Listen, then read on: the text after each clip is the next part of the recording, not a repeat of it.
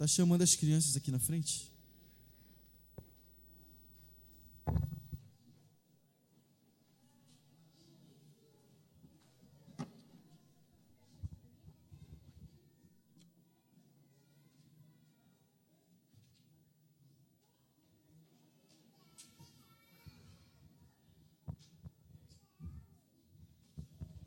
Vou pedir para o Tonico estar orando pelas crianças.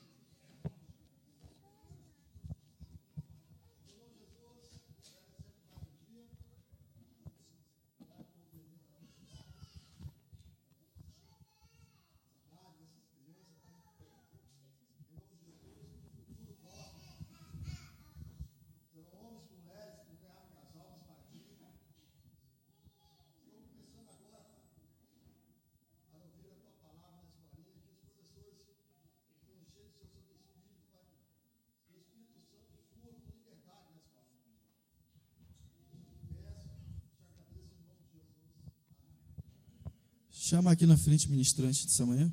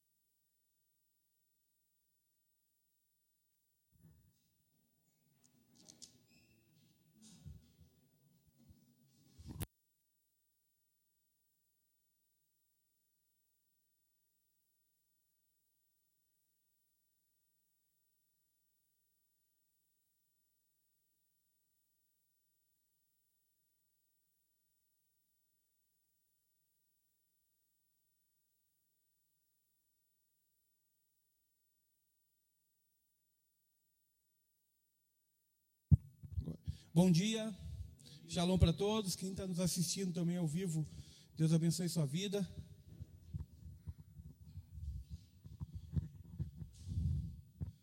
Começar a pregar, o calor pega, né? Obrigado, Léo, desculpe o atraso, eu acabei tendo que dar um pulo no banheiro rapidinho. Eu gostaria de dar continuidade a um sermão que há 2 semanas atrás eu comecei e não deu para terminar, né? Eu estava dissertando sobre o assunto ser feliz à maneira de Deus, utilizando o Salmo 1. Então eu gostaria de fazer uma breve memória de tudo que nós vimos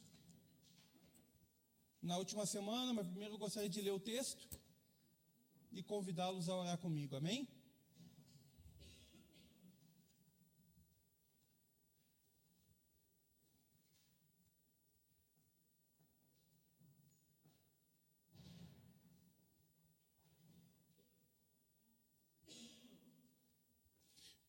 Diz assim a palavra de Deus: Bem-aventurado o homem que não anda no conselho dos ímpios, não se detém no caminho dos pecadores, nem se assenta na roda dos escarnecedores. Antes, o seu prazer está na lei do Senhor, e na sua lei medita de dia e de noite. Ele é como a árvore plantada junto à corrente de águas, que no devido tempo dá o seu fruto, e cuja folhagem não murcha, e tudo quanto ele faz será bem sucedido. Os ímpios não são assim, são porém como a palha que o vento dispersa. Por isso os perversos não prevalecerão no juízo, nem os pecadores na congregação dos justos. Pois o Senhor conhece o caminho dos justos, mas o caminho dos ímpios perecerá. Você que está nos assistindo, você que está aqui, eu gostaria de convidar você a curvar sua fronte, se concentrar a Deus e orar comigo em fé. Pai amado, nessa manhã nós te rendemos graças, porque o Senhor é bom, o Senhor tem cuidado de nós. Eu gostaria de declarar com todo o meu ser a total disposição em agradecer a tua soberania, porque hoje mais do que nunca eu estou convencido que o Senhor é bom. Eu não conheço todos os teus caminhos. Romanos, Paulo diz, quem sondou, quem conheceu a mente do Senhor? Seus planos são maiores que o meu. Eu não entendo tudo que o Senhor tem preparado, eu não entendo como a tua justiça, como a tua graça eventualmente se manifesta em todas as circunstâncias. Mas eu quero declarar, Senhor, que eu me submeto interinamente à ideia de que o Senhor é bom o tempo todo. E eu sou convencido, mesmo sem poder responder todas as questões da vida, das problemáticas do que é viver nesse mundo pecaminoso, que o Senhor está fazendo a todo instante tudo o que pode, o melhor que você pode, para nos conduzir ao caminho da justiça. Eu gostaria de colocar essa congregação, assim como a minha presença, diante de Ti, e declarar que nós não somos nada sem o Senhor. Eu compreendo pela fé que o Senhor é autossuficiente. E eu também compreendo pela fé que eu não sou autossuficiente, eu não consigo me autossustentar de nenhuma forma, e que sem o Senhor nada nós podemos fazer. Então eu consagro esse momento, eu separo e declaro que ele é só seu. Espírito Santo, conduz esse momento, essa solenidade, a tua palavra vai ser ministrada, nos conduza para mais perto do teu reino, mais perto da tua graça, em nome de Jesus. É o que eu te peço. Amém. Há 2 semanas atrás, se não me falha a memória, foi isso? Eu comecei a pregar sobre o primeiro versículo de Salmo 1.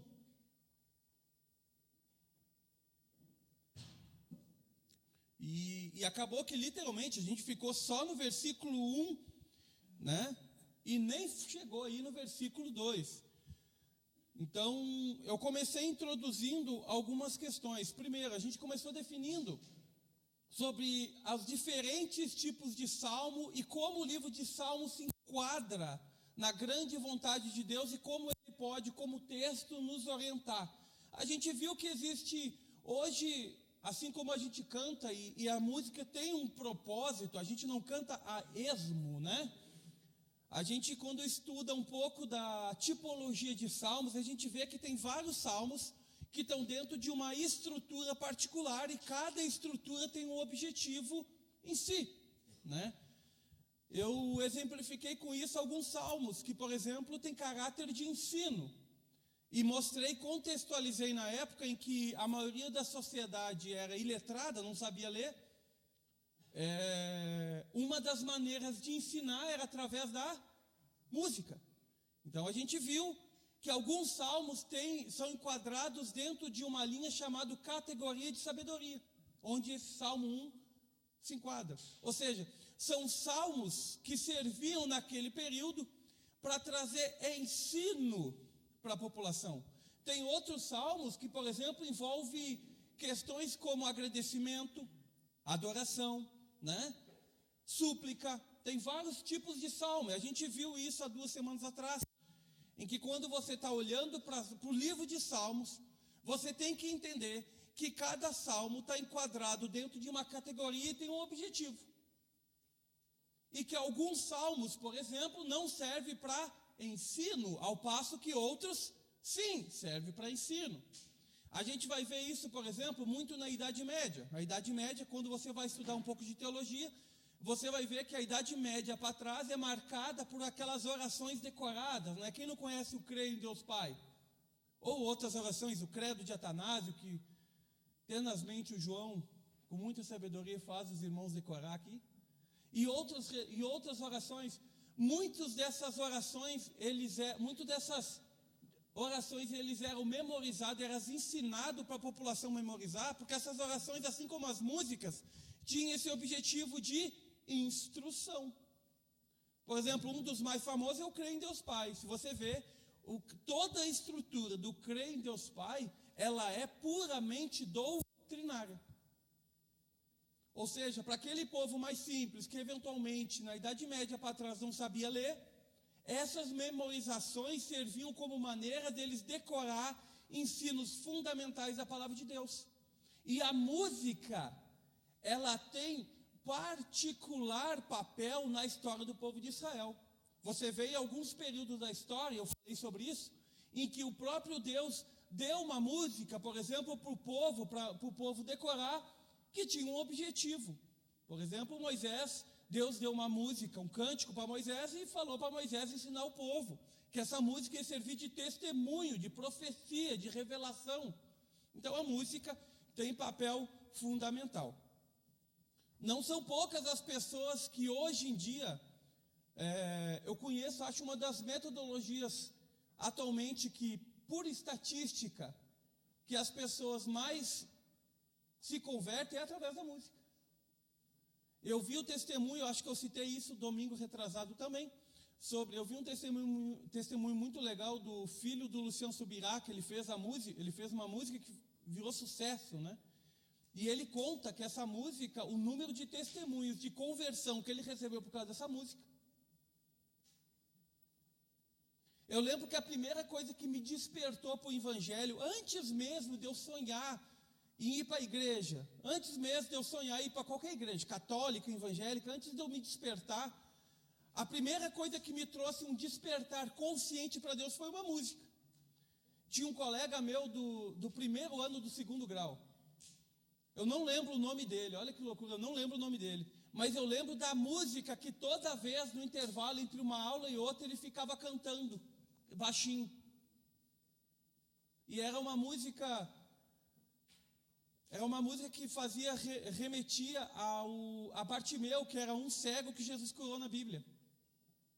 E ele toda vez, no intervalo de aula, ele sentava do meu lado, era um amigo meu, ele era da igreja ou não, ele ficava cantando baixinho assim, ó.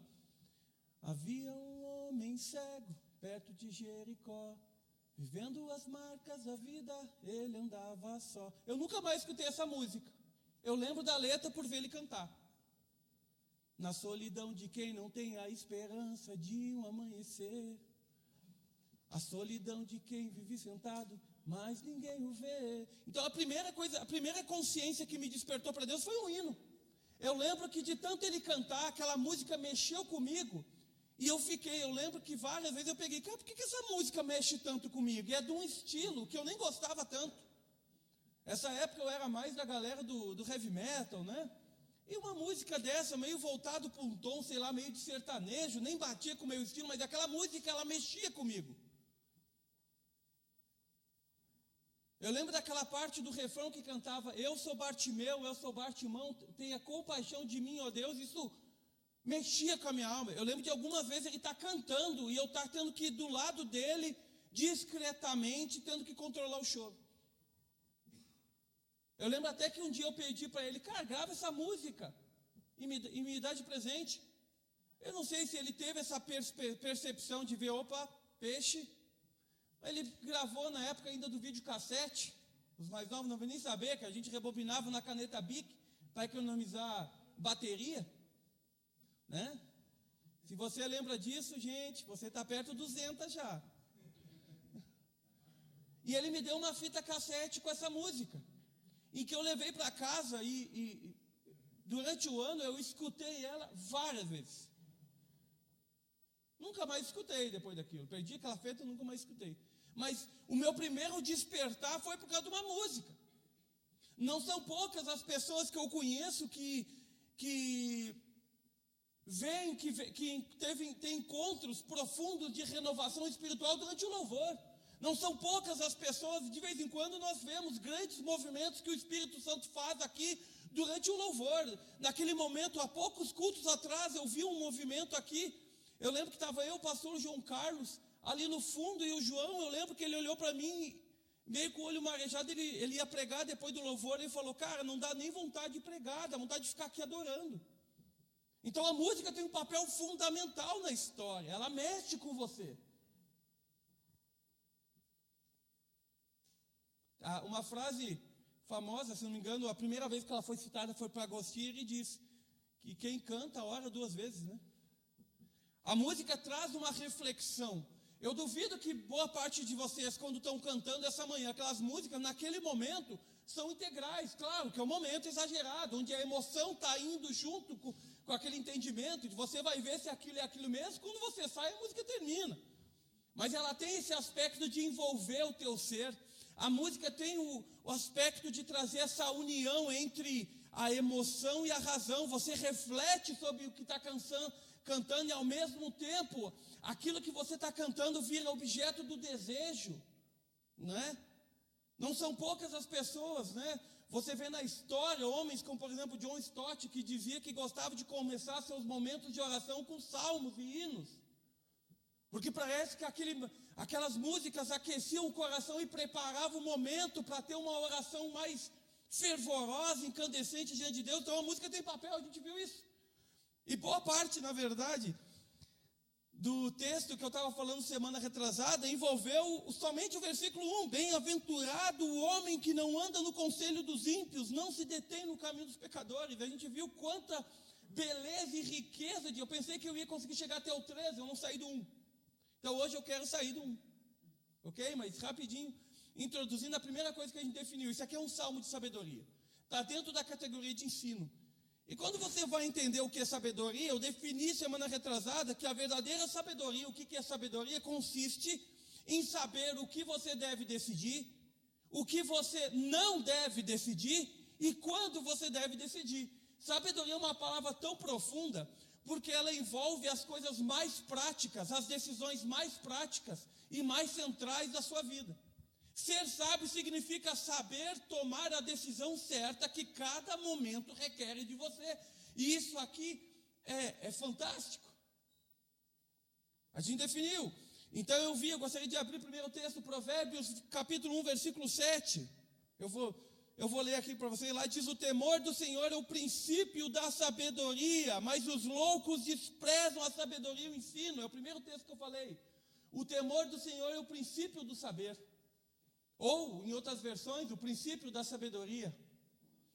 Há muitos anos atrás, eu lembro que eu trabalhava numa indústria farmacêutica. Não é uma farmácia não, gente, é uma indústria. É quem produz o remédio que vende na farmácia. E eu trabalhava no setor de antibióticos, né?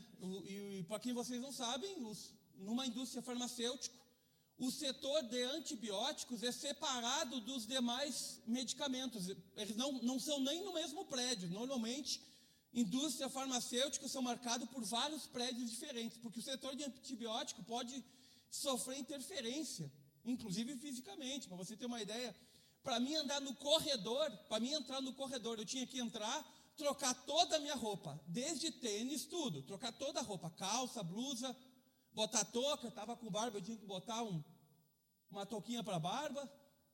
Para sair, era o maior desafio, porque eu não podia, era uma regra da empresa, eu não podia sair sem tomar banho. Então eu tinha que, na saída, tomar banho, porque o antibiótico, ele interfere, ele entra pelo poro da pele. Eu lembro que quando a gente sabia, os trabalhadores mais antigos do setor, a gente sabia que eles não tomavam banho, sabe como? Pelo cheiro. Depois de um tempo, eles começam a suar o cheiro da ampicilina ou da amoxicilina. Então é um setor bem complexo. E eu trabalhei uma época nesse setor, onde eu era o que chamavam de auxiliar de pampa. Eu ficava no corredor, porque os operadores das máquinas ficavam dentro da sua sala, e depois que eles começaram a fabricar o medicamento, eles não podem sair até o término. É regra. Tem todo um processo de contaminação. Então, quando eles precisavam de algum serviço, eles batiam no vidro, ligavam uma campainha, e eu, que era o profissional do corredor, atendia eles para eles não sair. Assim, esse era o meu trabalho. Ficar atendendo umas 8 salas de produção o dia inteiro. E eu lembro de uma vez em que tinha muito trabalho. E o operador líder do meu corredor chegou em mim e falou assim, Douglas, eu vou precisar que tu faça hora extra hoje, senão vai atrapalhar a produção. Eu falei, sem problema, eu fico. Até que hora? Cara, pelo menos até a meia-noite, porque o rapaz vai chegar lá pela meia-noite. Eu ia soltar às 4, agora ia soltar à meia-noite. Eu falei, tranquilo, vou fazer hora extra. Estou trabalhando, isso está quase na hora de eu soltar. Daqui a pouco passa o gerente geral do setor, né? Tiago Casarim. O Tiago me chamou e falou: Douglas, tu solta agora às 4. Eu falei: Ele disse: então, daí tu solta hoje tu não vai poder fazer hora extra, tá? Eu falei: então, o fulano ali, o Éder, pediu para me fazer. Daí ele disse: não, cara, hoje não vai fazer, deixa que eu vou dar um jeito aqui, tu não pode ficar não. A empresa determinou um limite de hora extra aqui. Eu falei: tá, saí dali. Passa mais meia hora, vem o Éder e me pergunta, que é o supervisor: o Tiago pediu para ele não fazer hora extra? Eu falei: pediu. Eu falei: então, eu gostaria que tu fizesse. Eu falei: cara, não tem ele, o cara é o gerente. Não, deixa que eu resolvo com você depois. Eu preciso, insistiu, argumentou, falou até que eu cedi. Tá, eu vou ficar. E também eu olhei ali, eu vi que estava precisando. Fiquei. Quando estava mais ou menos 7 da noite, chega o Tiago, cruzando o corredor, me vê pelo vidro, faz assim, eu vi que ele fez, e me chamou. Me chamou e perguntou: cara, o que tu faz aqui? Eu falei: cara, o Éder insistiu para mim ficar, expliquei para ele. Ele falou uma frase que eu nunca mais esqueci. Dele: tu não está entendendo o que está acontecendo e eu vou te explicar de forma prática. Eu falei: pode explicar. Dele: quem assinou a tua admissão fui eu, o único que pode assinar a demissão também sou eu, não o Éder. Ele falou uma frase que muitas vezes eu ouvi da minha mãe, e vocês todos já ouviram: manda quem pode, obedece quem tem juízo. O princípio do saber é temor ao Senhor. Jesus, no Novo Testamento, o texto não diz, mas eu acredito que, movido por esse texto, ele vai falar o seguinte: não temei os homens que podem matar o corpo, mas temei a Deus, que além de matar o corpo, pode mandar lançar a alma no inferno. Então, o princípio da sabedoria começa quando você identifica a quem você deve obediência e por quê. Então, por que é sábio você temer a Deus? Porque em Deus representa todo conhecimento. E eu não sei você, eu gostaria de passar pela vida em alto nível, ou você gostaria de passar pela vida sendo medíocre? Eu gostaria de viver a vida em alto nível. Eu gostaria de viver como Salomão, que quando duas mulheres estão brigando pelo filho, eu tenho a decisão acertada e saber o que falar para saber decidir quem é a mãe verdadeira. Eu gostaria de saber resolver cada questão problemática que acontece na minha vida com uma sabedoria de tal nível que faça os meus problemas parecer um nada. Eu gostaria de ter isso, e Deus representa a pessoa que detém todo o conhecimento, toda a salvação, todo o processo que vai te levar a ter um estilo de vida de alto nível. Então isso a gente foi na semana retrasada, né? Então o princípio da sabedoria é temer a Deus, porque Deus representa não só qualidade de vida, como representa a vida verdadeira. Não é à toa que Jesus se chama a si mesmo em João 14,6 como o caminho, a verdade e a vida. Ou seja, não existe nada fora dele. Eu gosto dessa ilustração porque ela marcou a minha vida, né? Eu já contei aqui em púlpito, mas vou contar novamente. Eu trabalhei em Curitiba, lá no bairro, uma época, e teve um rapaz uma vez foi me auxiliando. Ele parou, para, eu dirigindo o carro, parei. Ele achou um liquidificador e pegou. E ele falou aqui: olha aqui que eu achei, professor. Eu falei: deixa aí, rapaz, se alguém jogou aí, não presta. Não, cara, tá novinho e tal, tá, levou. Passa 2 dias, ele ia comigo de novo, fui lá no quarto dele, estava demorando para descer, bati lá para dizer que a gente tinha que ir para o bairro. Quando ele abre, ele fala assim: professor, já estou indo, só estou botando tênis. Eu olho na cabeça, em cima da cabeça dele, no alto, uma prateleira, um liquidificador. Eu falei: ei, o liquidificador está funcionando mesmo? Ele falou: não tá todo queimado, não tem conserto. Eu falei: mas por que está aí? Ele: porque eu uso de jarra.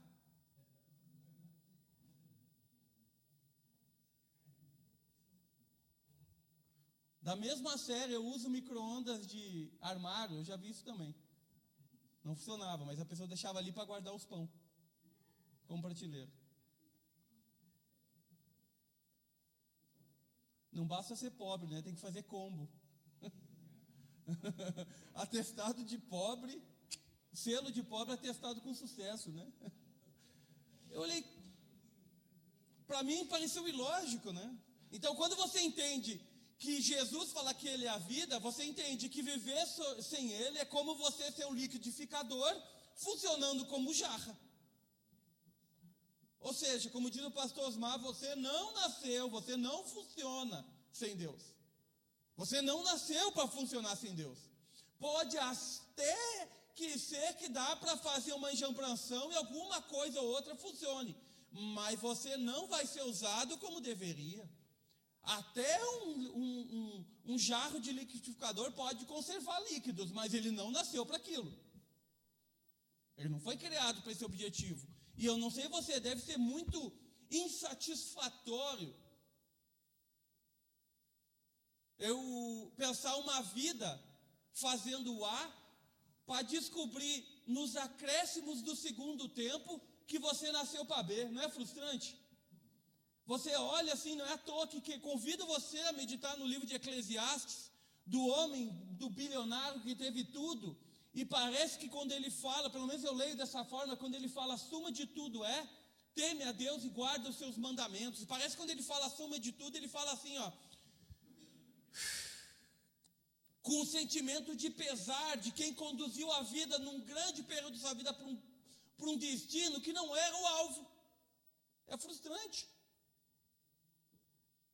Então Deus representa toda a sabedoria, Deus representa qualidade de vida, Deus representa o propósito da minha vida, Deus representa aquele que vai definir para que eu nasci, como eu nasci, para que eu sirvo, onde eu devo estar.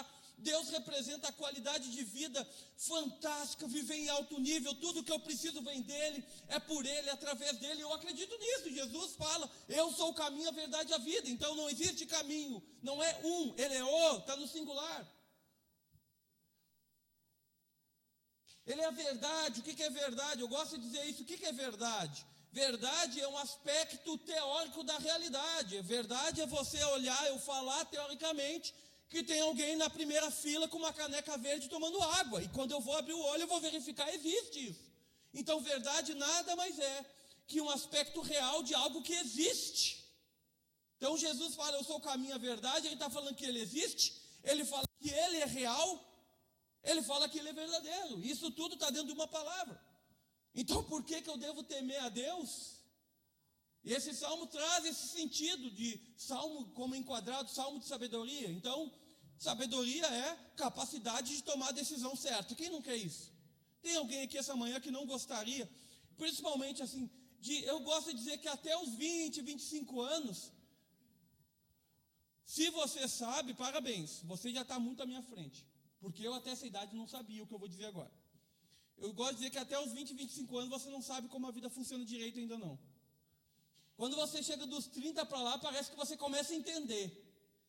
Quando você chega nos 90, você tem certeza. Né?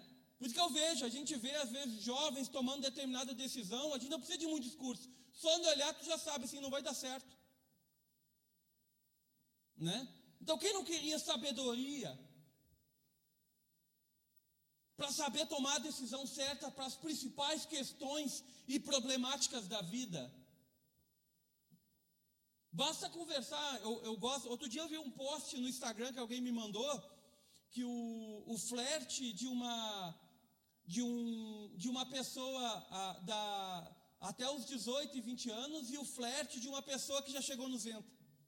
Eu achei engraçado, porque o flerte dos mais novinhos é assim, poxa, é olhar para o outro ou para a outra e dizer, não, ele é bonito, ela é bonita.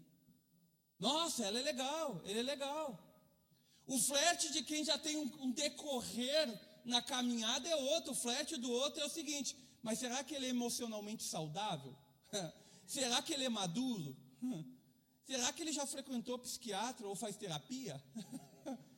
Será que ele é emocionalmente equilibrado ou equilibrada?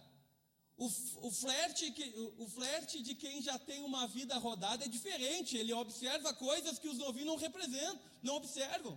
Você já olha para o outro, você já passou uma certa vida, você já flerta de forma diferente. Você não quer saber se o cabelo é vermelho, azul, preto. Você quer saber, será que ele é emocionalmente saudável? Ele é seguro? Será que ele é maduro? Será que ele tem condições? Né? Já percebeu? Então, quem não gostaria de sabedoria? E salmos como esse trazem uma sabedoria fantástica, a gente viu isso. A segunda coisa que nós vimos é sobre a estrutura do Salmos 1. O Salmo 1, ele trabalha com um elemento linguístico que a gente chama de contraste. Quem não sabe o que é contraste, né? É aquele mecanismo do seu celular que você faz a tela ficar mais escura ou mais clara, né? Então eu olho, às vezes eu pego o celular da minha esposa e não consigo enxergar, porque o contraste dela é o mínimo. Deixa bem preto, acho que para economizar a bateria, ela deixa bem fraquinho o contraste, quase preto. Daí às vezes ela pega o meu, ela reclama, cara, para que tanto brilho? Quase me cega, né? Porque o meu está no máximo. Então o contraste é os contrários. Então ele está trabalhando com duas figuras, o ímpio e o justo. Esse é o pilar e a estrutura. E o versículo central do Salmo é o versículo 2. Gostaria de colocar o versículo 2. Esse é o versículo central. E todos os demais 5 versículos devem ser entendidos à luz disso que ele está falando. Antes o seu prazer está na lei do Senhor, e na sua lei medita de dia e de noite. Esse é o versículo central. Ou seja, dentro da estrutura de Salmo, o autor aqui, Davi, provavelmente Davi, ele vai definir que justo é aquele que medita e ama a palavra de Deus, e ímpio é aquele que não medita e despreza. Eventualmente nós temos o mau costume de ver salmos de forma isolada. Eu já falei sobre os perigos dos versículos, né? Em aula eu gosto de brincar falando, os muitos números me fazem delirar, de forma que a gente inconscientemente interpreta os textos de formas isoladas, porque os números nos levam a entender que são assuntos distintos a cada novo versículo, e você tem que ter esse cuidado de entender que não. Então, quando o autor vai falar, por exemplo, que o justo é como árvore plantada junto a ribeiro de água, ele está dizendo o seguinte, que ele é como árvore plantada junto a ribeiro de água. Esse ribeiro de água representa a palavra de Deus, e a árvore plantada representa aquele que ama e medita nela. E quando ele conclui que tudo que o justo, no versículo 6, é bem sucedido, ele conclui isso porque essa pessoa é aquela que medita de dia e de noite, ama a palavra de Deus, faz o que nela está escrito, porque faz o que nela está escrito e ama o que nela está escrito, logo, tudo que ela faz é bem sucedido. E a gente às vezes interpreta de maneira isolada. Nossa, promessa legal, eu queria ser como árvore plantada, frutificar, e a gente imagina coisas, a gente imagina objetos, não, mas o texto está dizendo, não é isso, o texto está falando o seguinte, que aquele que medita de dia e de noite, e se alimenta da palavra de Deus, entende aquilo que Jesus falou, minha comida e bebida, vocês não conheceis, é fazer a vontade do meu Pai? Ou como Deuteronômio 8 fala, que eu te humilhei e te deixei ter fome, mas é uma contradição de termos. Eu te humilhei, Deuteronômio 8 fala isso, e te deixei ter fome. Mas o povo ficou com fome? Tu vê o maná, tu vê as codornizes. Então ali não é que ele passou fome, significa que você comeu, mas não comeu aquilo que queria. E o texto diz, por que eu fiz isso? Eu te humilhei e te deixei ter fome. E te sustentei com maná que tu não. Olha só a contradição de termo. Ele me deixou ter fome ou me sustentou com maná que eu não conhecia? Qual dos dois? Entende a questão da linguagem figurada que o autor utiliza? Quando ele diz, eu te deixei ter fome, não significa que você não teve nada para comer. Significa que você não comeu o que quis. Para quê? Para te dar a entender que nem só de pão viverá o homem, é de toda a palavra que procede da boca de Deus. Então a gente tem que entender, aquele que entende e tem o prazer na palavra de Deus, na Bíblia, na importância de se buscar Deus, naturalmente se torna como uma árvore plantada junto ao ribeiro de água. A estrutura de Salmo é essa. Então, digamos assim, se eu pudesse dividir Salmo, o versículo 1 e 3 vai falar sobre o justo e seu compromisso com Deus. E pode ver que o compromisso que ele fala aqui, normalmente a gente fala de compromisso, a gente pensa em ministério, a gente pensa em ações com outras pessoas, envolvimento, não é disso. O compromisso aqui está falando do meu particular, eu e a palavra de Deus. Concentração máxima em Deus. Então, primeira sessão de Salmos, versículo 1 a 3. O meu compromisso com Deus. A segunda sessão de Salmos, versículo 4 e 5, está falando do ímpio e sua reprovação diante de Deus. Por que o ímpio é reprovado? Porque Deus odeia? Não, porque ele não ama. Pode deixar só o versículo 2, por favor. Quando eu pedir para mudar, você muda. Porque, diferente do justo, o ímpio não é só aquele que não medita, mas é aquele que despreza. Portanto, versículo 4 e 5, ele é reprovado diante de Deus. E o versículo 3, ele vai concluir mostrando como que o justo é confirmado pelas suas ações, de amar a Deus, buscar essa palavra, meditar e obedecer. E o ímpio, ele é reprovado e não permanece na congregação dos santos, porque ele não medita, não ama e ele despreza. Esse é o Salmo 1, a gente viu.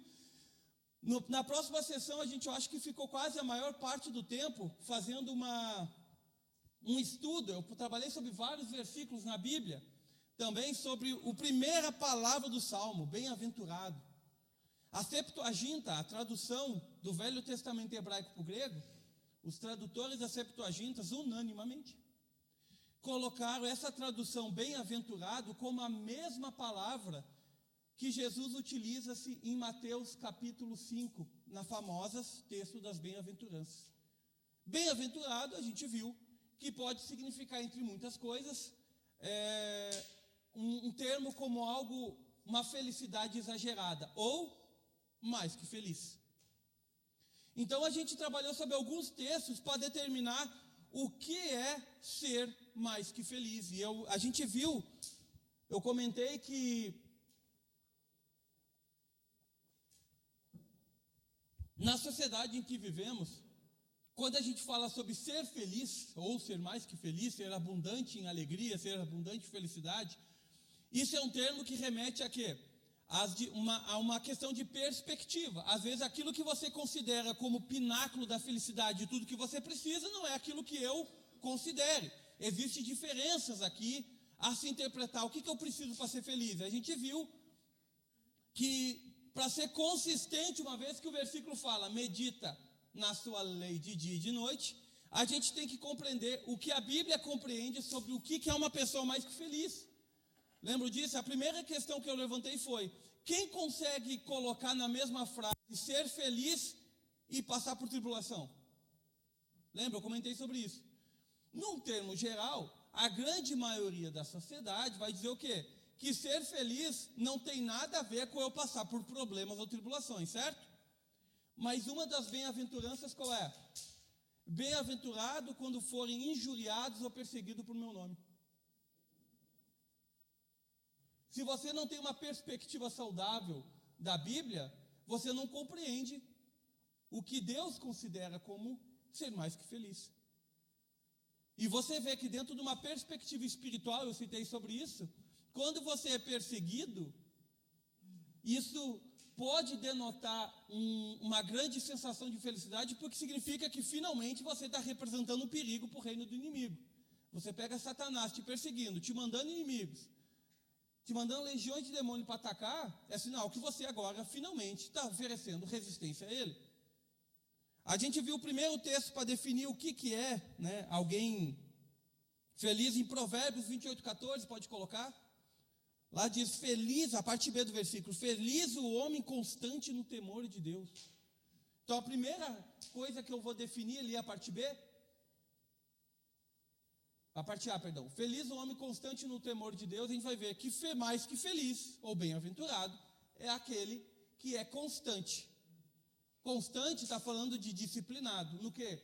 No temor a Deus. Faz tudo com o propósito de agradar a Deus. A pessoa que coloca Deus em primeiro lugar, como Jesus falou, buscar em primeiro lugar o reino de Deus e a sua justiça, e as demais coisas vos serão acrescentadas.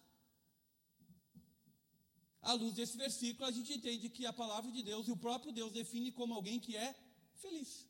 Colocar Deus em primeiro lugar nos proporciona felicidade. E eu não sei você, eu não gostaria de discutir com a Bíblia sobre tentar jeitos diferentes de ser feliz quando a Bíblia fala um jeito. Se a Bíblia diz que se eu colocar Deus em primeiro lugar, ou temer a Deus, e ser constante nisso, que é a mesma coisa, eu vou ser feliz. Eu não gostaria de fazer diferente para ver se vai dar errado. A segunda, eu usei os textos das bem-aventuranças, né? A gente viu alguns textos. A primeira bem-aventurança, que é uma das minhas preferidas, vai falar lá em Mateus capítulo 5, bem-aventurados os pobres de espírito. Eu fiz menção ao Pentecoste, que pregou muito sobre esse versículo, né? A palavra pobre ali pode significar como alguém que não tem nada, como um pobre, até um mendigo.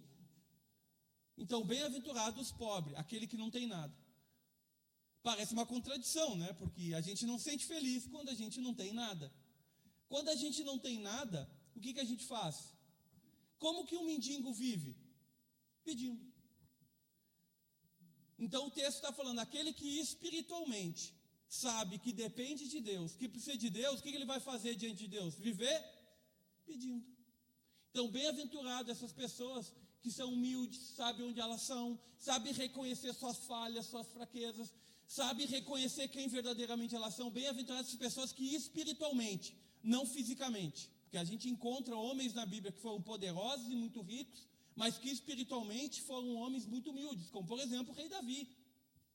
Um dos textos meus preferidos do rei Davi é aquele quando chega a arca de aliança no palácio, o rei Davi tira as roupas reais em sinal de honra a Deus e começa a dançar com as roupas debaixo dele, na frente dos servos diante da arca.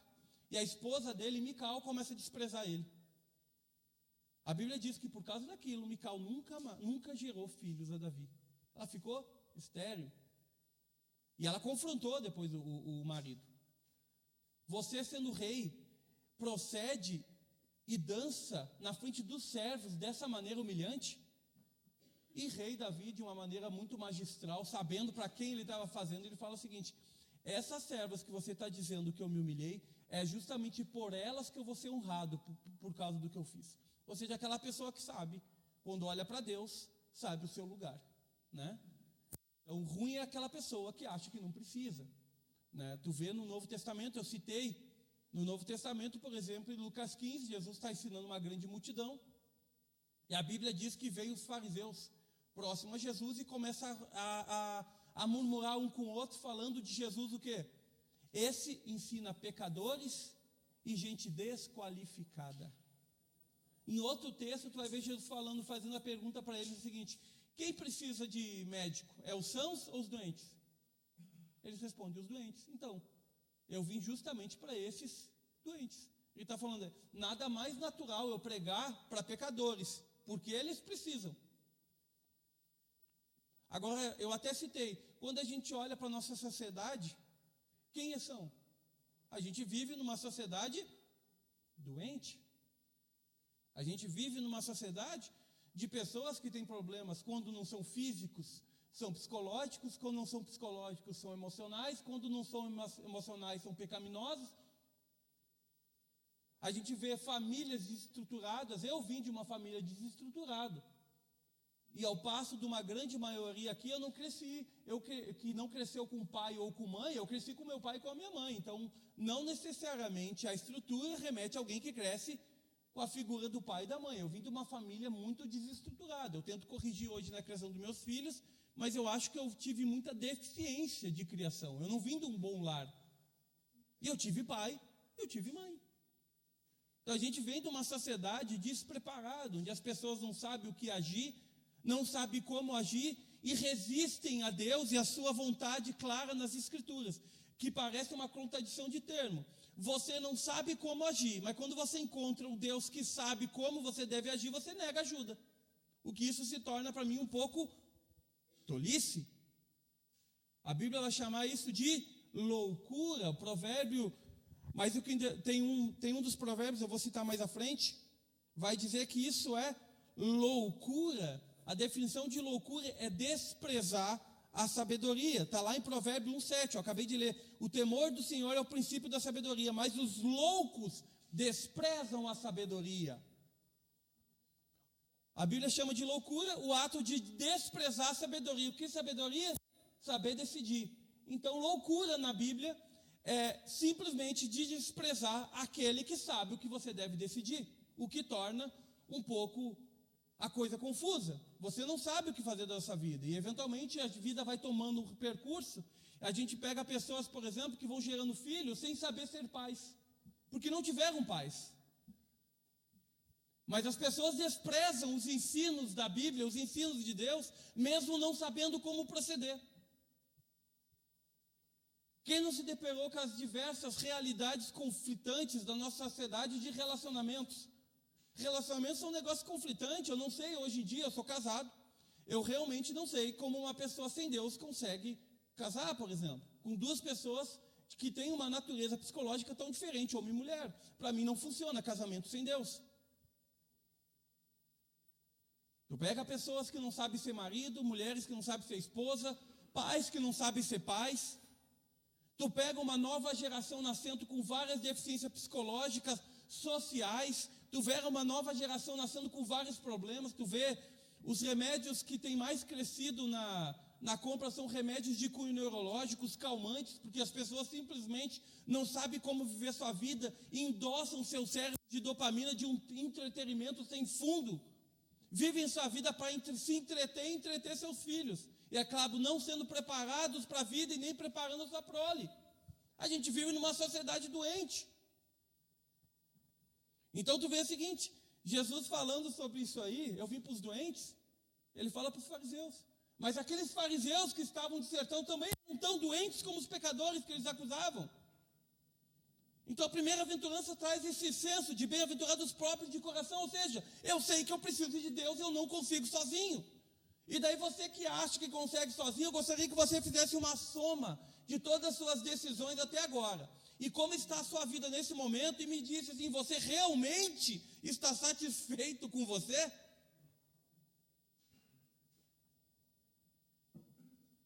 Eu fiz essa pergunta para uma pessoa e ela me disse assim, ó, eu tô.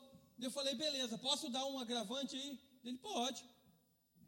Tira teu celular que te interte, tira teu Netflix, tira aquele dinheirinho extra para você comer aquele lanchinho, tira o cinema, tira o shopping, tira qualquer mecanismo de entretenimento.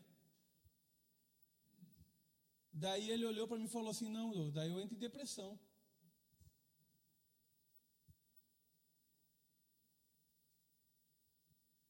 Então tu não é satisfeito com a tua vida. Tu vive a tua vida tomando um remédio que adormece o teu senso comum e tua consciência. Você está doente e não sabe disso. Você pega você no estado de solitude, onde você está sozinho, sem nada, e quem é você naquele momento? Você encontra satisfação em si mesmo? Prazer, alegria? Ou você precisa sempre de agentes externos, como um comprimido de 1 hora de Netflix, um comprimido de um jogo de videogame, outro comprimido de um shopping quando você está triste, outro comprimido para mais um entretenimento barato, porque você simplesmente não pode se deparar com a realidade de você estar sozinho consigo mesmo, porque se você ficar 10 minutos sozinho consigo mesmo, você entra em depressão. Então, como diz um outro pregador, é do desamarrar do calçado à noite que você vê quem você é. Porque naquele momento você está sem nada. O celular está carregando na cabeceira, a televisão já está desligado. E é nessa hora que você vê que você vê. Não é à toa que na hora de dormir, um dos remédios mais consumidos na atual sociedade que vivemos são calmantes para dormir. Porque as pessoas simplesmente não conseguem parar e deitar sossegado com a sua mente no travesseiro, tranquilas. Sabe por quê? Porque elas não estão tranquilas. E elas adormecem a sua mente com uma tonelada de entretenimento o tempo todo, que impede elas de ver o estado vil da sua vida e de quão insatisfeitos elas são. Quando eu falei isso, esse rapaz, não, daí se tu fazer isso aí, tu acaba com a minha vida. Eu falei, então tu não tem vida nenhuma. A tua vida é toda sintética. Se tu tirar o entretenimento e ainda assim tu não ter vida,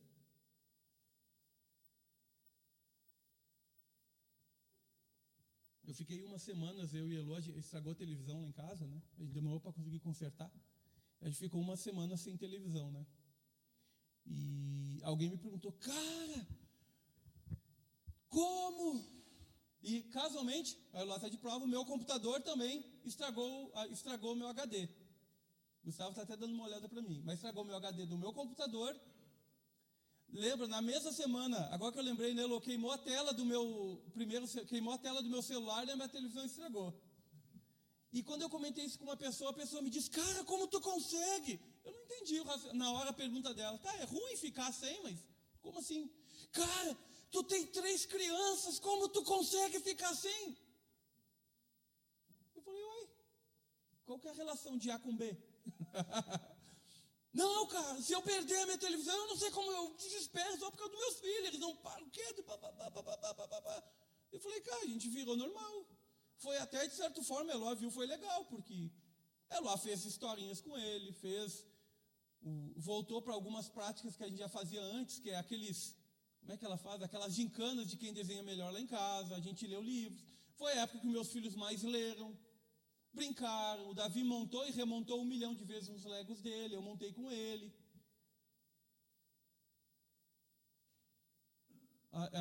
As meninas foram muitas vezes para o quarto da Eloá, lá com a Eloá, e elas ficavam contando historinha. A gente viveu. Está vendo como tira? Eu fiz esse paralelo com essa pessoa que me comentou isso e disse, cara, tira isso tudo, tu tem vida ainda? Pode falar, pastor.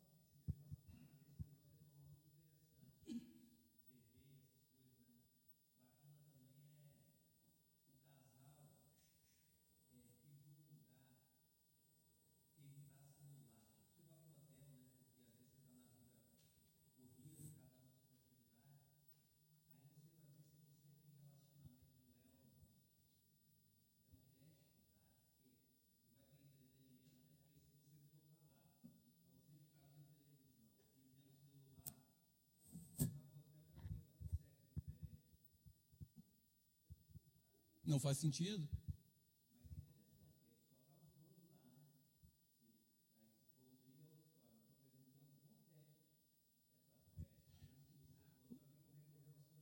Você vê a pandemia, por exemplo, gente. A estatística de divórcio aumentou na pandemia. Porque os dois não podiam sair de casa, tinha que se relacionar. Deu pau quebrava. Mas tu pega assim, gente, então, esse salmo vai trazer esse sentimento profundo de sabedoria. E o primeiro senso do que o Davi vai querer mostrar, a primeira sabedoria, é que a gente é feliz por aquilo que a gente evita ou não faz. A gente viu que muitas das vezes, ser feliz, saber o que e quando a gente não deve tomar decisão nenhuma. O Sandro Bramucci, nas capelas dele, quando era seminarista, ele vivia falando essa frase, eu acho que era do pai dele: não seja o mais alegre entre os alegres, nem o mais triste entre os tristes. O pastor Sandro falava isso. Tu vê o seguinte, hoje um pouco mais de carreira, de vida andando, nem tanto como alguns, como tu, Nico, Anderson, que são os nossos anciões aqui, né? Ancião, Felipe, ancião também. Esse é o mais velho, né? Mas eu descubro algumas charadas na vida. Quer ver? Eu tenho alguns princípios comigo. Quando eu estou muito emocionado, para mais ou para menos, Eloá já sabe, eu fico quieto, eu não tomo decisão. Porque eu já sei que estar eufórico ou muito triste não é hora de decidir. Mas é macetes que a gente aprende com a vida. A gente aprende. E a primeira lição que o Salmo vai trazer é sobre o que eu não devo, o que eu devo evitar para ser feliz. Você pega o seguinte, você pega o nosso amigo José. José, para ser feliz, ele precisou rejeitar as cantadas da esposa de Potifar. Isso resultou em 7 anos de prisão, aproximadamente. Então tu está vendo como ser feliz à maneira de Deus, eventualmente, não quer dizer que você vai estar bem colocado socialmente nesse mundo? Você está vendo como a Bíblia às vezes trabalha sobre um sentido de algumas coisas que o mundo prega de maneira diferente?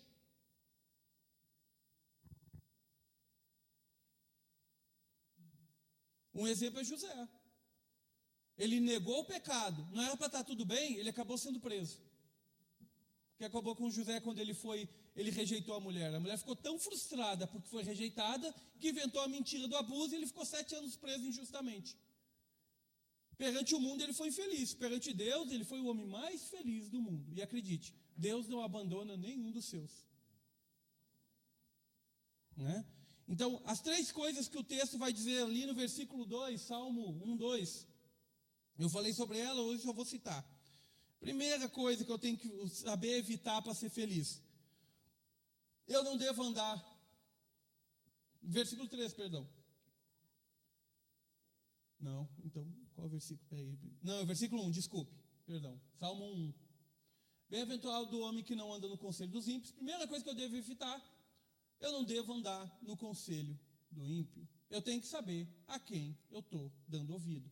E antes que você pense assim, não, olha, eu dou ouvido para muita pouca gente. Todo mundo dá ouvido a alguém ou alguma coisa. Não existe um ser que não seja influenciável. Todos nós somos influenciáveis. A questão é saber direcionar a influência para o lugar certo. O primeiro conselho, eu não devo andar em conselho errado. Então eu tenho que saber que conselho é uma questão muito importante. Se eu não me engano, outro dia eu vi uma pregação do Fábio Júnior, que ele falava o seguinte, que conselho é como você dá o volante para alguém quando você está dirigindo. Você está nos pedais ali, para se freia ou anda, mas você dá o volante para outra pessoa dirigir. Muito perigoso isso, né? Você dá o volante do seu carro para quem não é hábil na direção. Você entra no carro em quem você sabe que é pé de chumbo, quem é louco, quem não anda direito, quem não respeita a norma de trânsito, quem é imprudente. Aceitar conselho é como dar o volante da sua vida para alguém. Então você tem que saber a quem você está ouvindo. E ainda mais se o texto trabalha aqui, que ímpio é aquele que despreza a palavra de Deus. Você vai aceitar o conselho daquele que despreza a palavra de Deus? Primeiro, eu não devo aceitar, eu tenho que saber a quem eu estou dando ouvido. Segunda ação que eu devo evitar, não se deter no caminho dos pecadores. Eu gosto do NVI que no lugar da palavra detém, ela bota imitar, então não imita. Segundo, você tem que saber a quem você está imitando. Você tem que olhar e saber a quem você está se espelhando. Você tem que saber quem é a pessoa que você tem um parâmetro para colocar a sua vida e se tornar igual. O dia que eu for igual como fulano, eu vou estar melhor de vida. Então você tem que saber a quem você está imitando. Segundo conselho de vida nesse salmo aqui, saber a quem você imita. E o terceiro, não se assentar na roda dos escarnecedores. Ou seja, você tem que saber quem são teus melhores amigos. Você tem que saber quem é a sua roda mais íntima e mais influente. Você tem que saber, entender que tem certos grupos que não pertencem a você. Você não pode se envolver, mesmo que todos queiram. Tem certas rodas que você não pode andar. Tem certas pessoas que você tem que ser amigas à distância. Você tem que se relacionar à distância delas.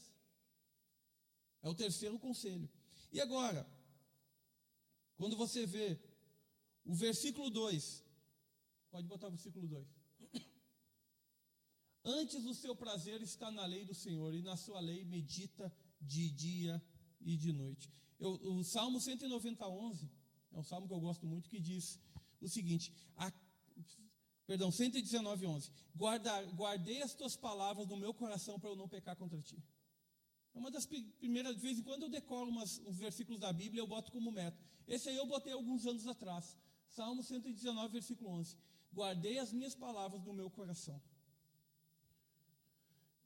Eu citei, eu acho, no domingo retrasado, sobre o Salmo 91. O Salmo 91, ele guarda um segredo ali, né, que eu citei. Aquele que habita no esconderijo do Altíssimo, a sombra do Onipotente.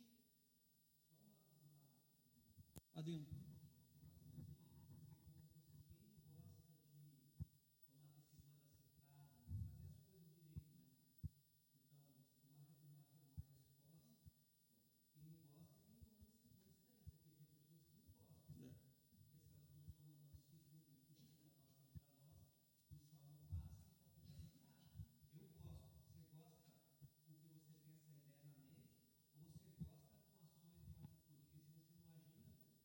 É, 1 Pedro 3,17 diz, não amemos, 1 João 3, não amemos de língua e palavra, mas de fato e verdade, né? E na semana retrasada eu citei um segredo muito legal, que o Salmo 90, versículo 1, está aberto na maioria das casas das pessoas aí fora, diz, aquele que habita no esconderijo do Altíssimo, a sombra do Onipotente descansará. E quem não quer descansar à sombra de Deus? Somente por estar escrito descansar já é bom, né? Quem não quer descansar? Numa vida como essa, quem não quer ter descanso? Ainda mais a sombra do Onipotente. Você não está descansando mais em qualquer lugar.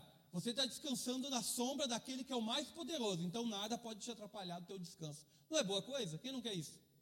Descansar, ter descanso na sombra daquele que é o mais poderoso de todo o universo. Ou seja, ninguém pode te perturbar ali, ninguém pode atrapalhar. É o lugar onde ninguém vai querer atrapalhar o teu descanso. Mas tem um segredo ali. Para mim descansar à sombra do Onipotente, eu tenho que habitar onde? Onde que eu tenho que morar? Habitar é morar. Morar no esconderijo do Altíssimo. Onde é esse lugar? Né? Lembra que eu citei? Onde é esse lugar? Esconderijo do Altíssimo, à sombra do Onipotente. Esse versículo é uma metáfora que está remetendo à Arca da Aliança. A sombra está remetendo à sombra que as asas dos anjos em cima da Arca da Aliança fazia. As asas produziam uma sombra dentro da arca, em cima da arca. E o que tinha dentro da arca, abaixo das duas figuras angelicais? As palavras da tábua da lei, a palavra de Deus. Ou seja, eu até citei o seguinte: aquele que descansa, aquele que habita. Se você quiser saber onde é o esconderijo do Altíssimo, é isso aqui. Aquele que habita na palavra de Deus, descansa no esconderijo do Altíssimo. Então, não tem como eu descansar nesse lugar se eu não habitar nesse aqui. Então, a gente vê aqui no versículo 2, meditem prazer na lei. Eu gosto de uma pregação do John Piper, porque John Piper ele vem trazer um negócio que eu acho interessante, uma teologia.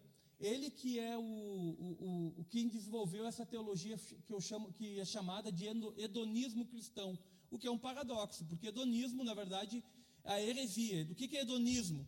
É buscar o prazer acima de tudo na vida, né? Isso é hedonismo. Então ele vai pegar essa maneira egoísta de viver a vida. Você sabe, se você buscar o prazer acima de tudo, você vai fazer um monte de coisa errada, né? E ele vai criar esse termo. O que é hedonismo cristão? Ele vai trazer essa nova teologia, que é desenvolver o prazer nas coisas de Deus. É não fazer com peso.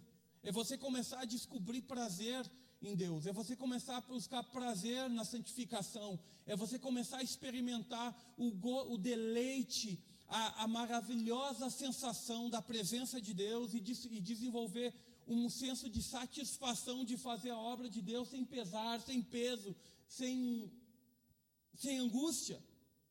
E é justamente isso que o Salmo está falando, porque tem o prazer e nela medita. Ou seja, a gente tem que aprender a desenvolver, e a gente vai aprender a desenvolver esse prazer quando você começar a praticar e ver o resultado natural da sua prática, que é o versículo 6. E todo o que ele faz dá certo, e você vai ver que conforme você viver para Deus, a maneira de Deus, obedecendo os seus princípios, você vai ver que o versículo 6 se concretiza, onde diz tudo o que ele faz dá certo. E quando você vê que começa a dar certo, você desenvolve um prazer, você não quer pensar mais em outro estilo de vida. Salmo 119:11, então vai dizer: guardei as tuas palavras no meu coração para eu não pecar contra ti. Sim, se você quer abandonar pecado, aqueles hábitos que na hora podem ser muito prazerosos, mas depois produzem frutos de angústia e que te deixam deprimido. O pecado faz isso, na hora ele é maravilhoso, depois que passa você fica o terror, você fica a depressão. Eu nunca vi uma pessoa, por exemplo, que se empanturrou de droga, depois da droga dizia assim: fui muito feliz, porque passei a noite usando cachimbo de crack. Ela fala isso na hora, depois ela está com o peso da consciência que ela não quer ver ninguém. Eu nunca vi o cara que adultera dizer assim: nossa, estou muito alegre hoje. O que tu fez ontem? Adulterei. O adultério é bom na hora, depois vem aquele peso de culpa que esmaga a gente. O pecado, como diz a W. Tozer, e C.S. Lewis também citou, ele te cobra mais caro do que você quer pagar, te leva mais longe do que você está disposto a ir, e te leva para lugares que você nunca pensou em ir. Você vê de pessoas com dependências psicológicas ou sintéticas e até de drogas, você vai ver isso. A pessoa vive um estilo de vida que remete o cidadão de Romanos 7, pois o bem que quero eu não faço, mas o mal que não quero eu não faço. Daí tu vê aquela pessoa, aquele pai de família que tem filhos, e ele sabe qual é o ideal de ser o tipo de um bom pai, mas ele simplesmente vive uma consciência pesada, porque ele sabe que na hora é um menino que não tem controle de sua emoção, e às vezes espanca seu filho em casa, e depois tem aquele sentimento horroroso de angústia. O pecado faz isso. Então, o segredo, guardei a tua palavra no meu coração para eu não pecar. Então, se você quiser se livrar desses hábitos que te conduzem à morte, guardar a palavra de Deus, você tem que viver habitando nesse esconderijo aqui. Você não tem outra saída, não tem outro mecanismo. Salmo 119, 28 fala, fortalece-me segundo a tua palavra. Você que precisa de força, você simplesmente não encontra um mecanismo vital para conduzir sua vida. Você olha assim, cara, eu não consigo viver, eu estou totalmente insatisfeito. Fortalece-me segundo a tua palavra. Aqui você vai encontrar motivo, propósito que vai te manter firme até essa tempestade passar. Salmo 119, 42 fala, e saberei responder aos que me insultam, pois confio na tua palavra. Ou seja, a palavra de Deus é grande fonte de sabedoria para você dar as respostas positivas às pessoas que estão à sua volta. Ela traz senso de direção. A Bíblia eu acho isso fantástico, ela te direciona e orienta. Você às vezes está no meio Quantas vezes eu me deparei em meio de problemas que não foram resolvidos, mas por ter sido consolados por Deus mediante uma situação difícil, eu me senti tranquilo em meio a um problema que não acabou, porque eu já sei o seguinte, cara, esse problema vai passar. E agora me deparo essas pessoas que estão aí fora com problemas que não têm nenhuma noção se aquilo vai acabar algum dia da vida delas. A Bíblia pode ser grande senso de sabedoria, para você saber aprender as lições certas em cada período da sua vida. Salmo 119, 130 vai falar, a revelação da tua palavra esclarece e dá entendimento aos simples. O livro de Provérbios, do capítulo 1 ao capítulo 31, ele vai falar de 3 tipos de pessoas. Os justos, que algumas horas pode ser chamado de sábios. Os ímpios, que algumas horas pode ser chamado de injustos. E os simples. Sabe quem que é o justo? É aquele que ama a Deus e obedece aos preceitos. O injusto é aquele que despreza o ensino de Deus. O simples, em Provérbios, é aquela pessoa que não sabe o que decidir e decide a esmo. E olha aqui, a revelação, talvez você se encontre onde você vê, cara, eu não sei muito conduzir minha vida, eu não sei o que fazer, eu não sei como fazer, e me deparei que até o presente momento, tudo que eu tomei não me levou para um lugar que eu me sinta bem-aventurado. Salmo 119, 130, a revelação da tua palavra esclarece, ela mostra onde você está, ela mostra onde Deus quer te levar, ela te dá um alvo, e dá entendimento ao simples. Ela ensina essa pessoa que não sabe o que decidir, como decidir. Então a gente vê que a verdadeira felicidade do homem não se encontra no seu próprio pensamento.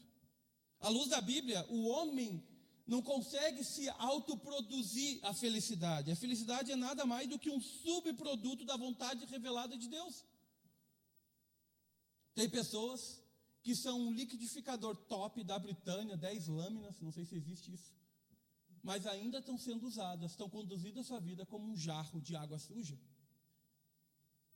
E, naturalmente, são seres com potencial para fazer as melhores batidas, os melhores shakes da cidade, ser usados para armazenar água salobra. Então, quando você vê Salmo, ser feliz à maneira de Deus, representa que primeiro você tem que descobrir o que Deus quer de você. Então você não pode afastar isso da sua vida. Douglas, esse livro é muito difícil. Quando eu comecei também era. Você não consegue correr. Eu fui um tempo atrás começar a correr. Eu me deparei na realidade que eu não conseguia correr não. Fui correr na quadra ali. Eu e meu filho. Eu dava uma volta, parecia que eu já estava morrendo. E as outras 9, eu pensei, 10 voltas. As outras 9 eu fui andando. Depois de uns 15 dias, eu já conseguia correr quase todas elas. A última, no último mês, eu conseguia fazer as 10 correndo leve, mais 3 correndo com gás total. Olha, nada na vida você começa de vez. Né? E para quem nunca te vi correndo, é que eu corro na hora que o tunico malha.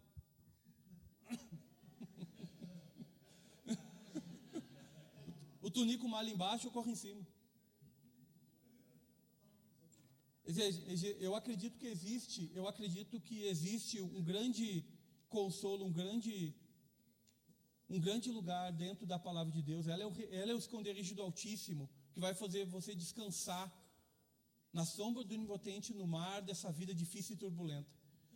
E eu acredito que toda a guerra espiritual vai existir, vai acontecer para fazer você se afastar. Parece um pensamento simples, mas normalmente os pensamentos simples são os mais reais.